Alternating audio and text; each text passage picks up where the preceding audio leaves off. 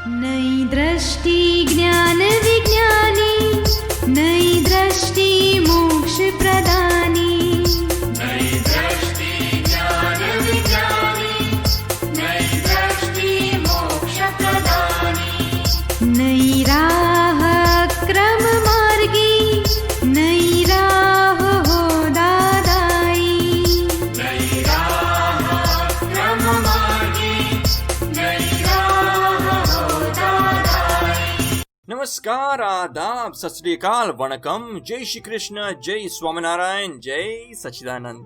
दादा भगवान परिवार आप सभी का स्वागत करता है नई दृष्टि नई राह प्रोग्राम में। दोस्तों, बचपन से हम सुनते आए हैं गुरुर् ब्रह्मा गुरुर् विष्णु गुरुर्देवो महेश्वर, गुरुर् साक्षात परब्रह्म तस्मै श्री गुरुवे नमः। अर्थात गुरु ही ब्रह्मा है, गुरु ही विष्णु है, गुरु ही शंकर है, गुरु ही साक्षात परब्रह्म है। ऐसे गुरु को मेरा प्रणाम। दोस्तों, गुरु शिष्य की परंपरा प्राचीन काल से चली आ रही है। गुरु शिष्य का संबंध यानी निस्वार्थ प्रेम का संबंध, अभेदता का संबंध, अधीनता और समर्पण का संबंध। तो दोस्तों, ये गुरु शिष्य का क्या इंपॉर्टेंस है, चलिए सुनते हैं हमारे आत्मज्ञानी से हमारे अगले सेगमेंट में।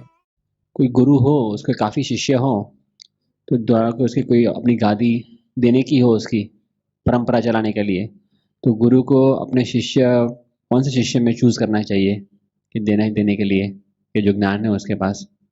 लोग जिसे स्वीकार करते हैं, अपने को पसंद 10 शिष्यों में से एक आधा उसको पसंद होगा, क्योंकि उसके साथ कुछ ऋणानुबंध होगा या राग होगा, तो उसको लगेगा कि इसको ही मैं अपनी गादी पर बिठाऊंगा। या तो 10 में से उसको लगेगा कि यह मेरा कुछ रिश्ते वाला है, तो गुरु को ऐसा लगेगा कि इसको ही मैं अपनी गादी पर बिठा दूंगा। क्योंकि जो परंपरा गादी पे बिठाने वाले जो गुरु रहते हैं वो कुछ ज्ञानी नहीं होते। ज्ञानी तो इसमें गिरते ही नहीं है, परंपरा में आते ही नहीं है। उनको न खुद गादी पे बैठते हैं, तो फिर पीछे वालों को बिठाने की क्या बात है। वो तो साफ कहते हैं, दादाजी तो हमेशा कहते थे कि हमारा कोई संप्रदाय नहीं है, यहाँ कोई गादी नहीं है, ना कोई गादीपति है, ना यहाँ कोई मठ है, ना हम किसी के मठाधिपति है। यहाँ तो हम आत्मा स्वरूप है, सबको आत्मा की ही प्राप्ति करा देते हैं।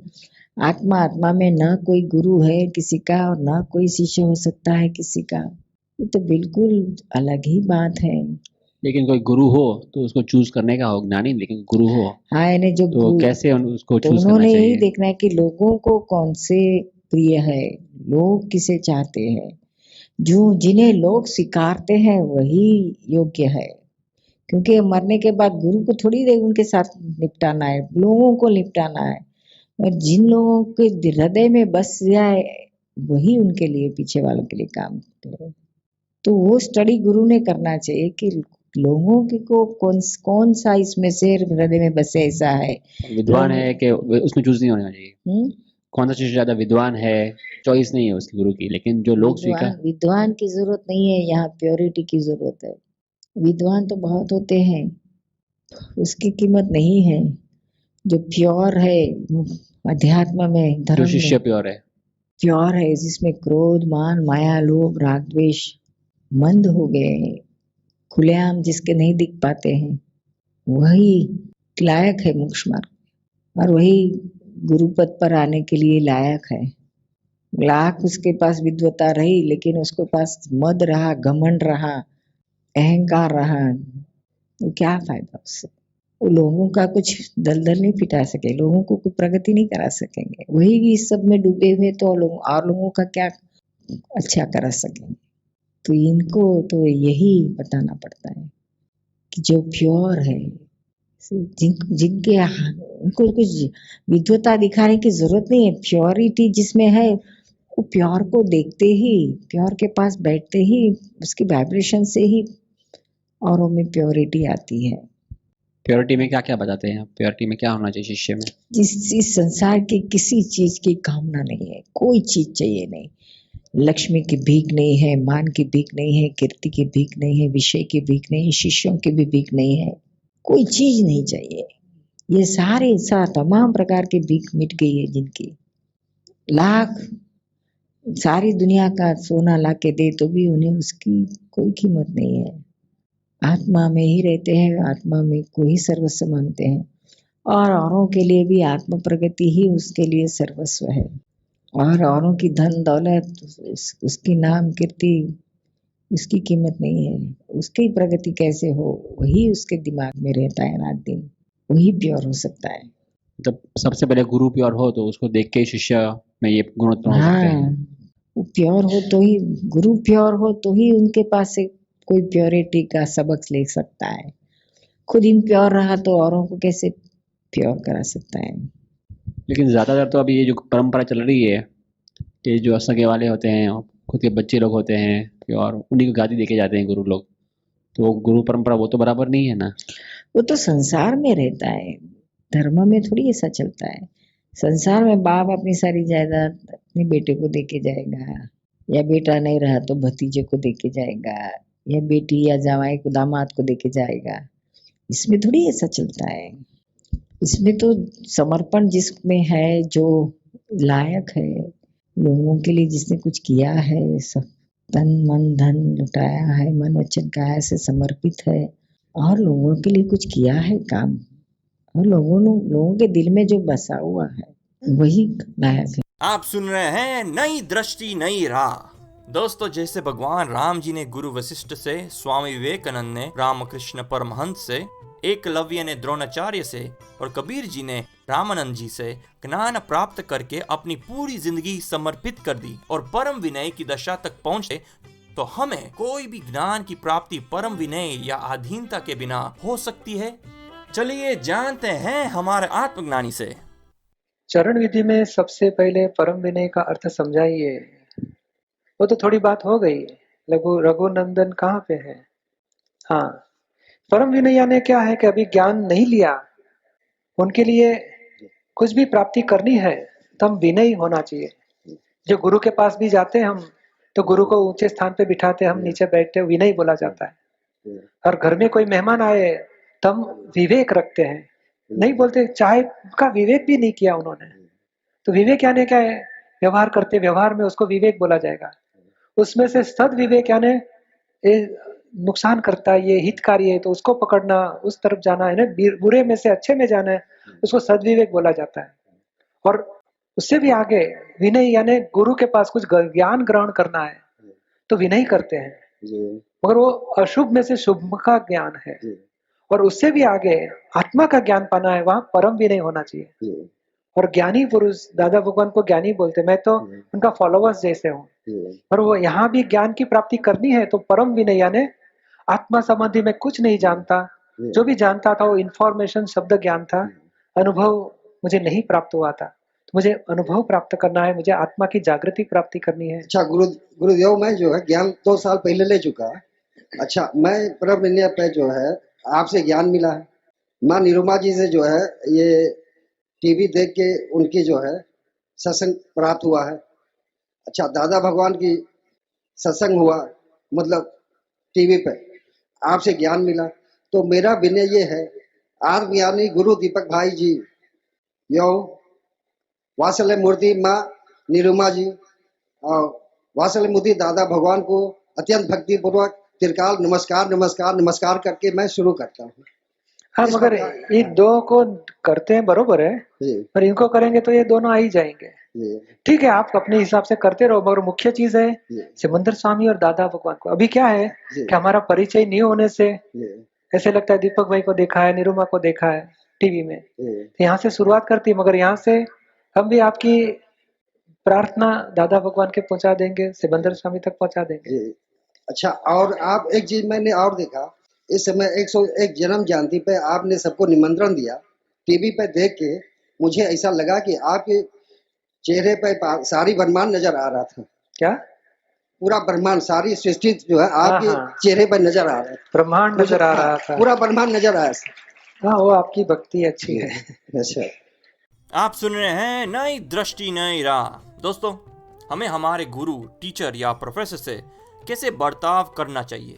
क्या सतयुग या द्वापर युग की तरह आज भी गुरु का आदर करना जरूरी है? अगर है तो क्या हम करते हैं? नहीं करते तो क्या कॉन्सिक्वेंसेस हो सकते हैं? चलिए जानते हैं पूज्य दीपक भाई से। I am in teaching from last 15 years and we all teachers are facing how to tackle this present generation student. तो जो करते हैं वही करने का है, उनको इंटरेस्ट आ जाए ऐसे करो।